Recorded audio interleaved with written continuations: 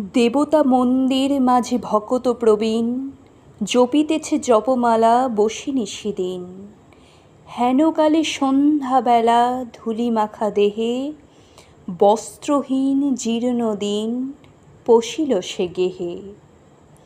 কহিল কাতর কণ্ঠে, গৃহ মোর নাই, এক পাশে দয়া করে দেহ মোরে ঠাঁই। সসংকোচে ভক্তবর কহিলেন তারে, আরে আরে অপবিত্র, দূর হয়ে যারে। সে কহিল চলিলাম। চক্ষের নিমেষে ভিখারি ধরিল মূর্তি দেবতার বেশে। ভক্ত কহে, প্রভু মোরে কি ছল ছলিলে? দেবতা কহিল, মোরে দূর করি দিলে। জগতে দরিদ্র রূপে ফিরি দয়াতরে, গৃহহীনে গৃহ দিলে আমি থাকি ঘরে।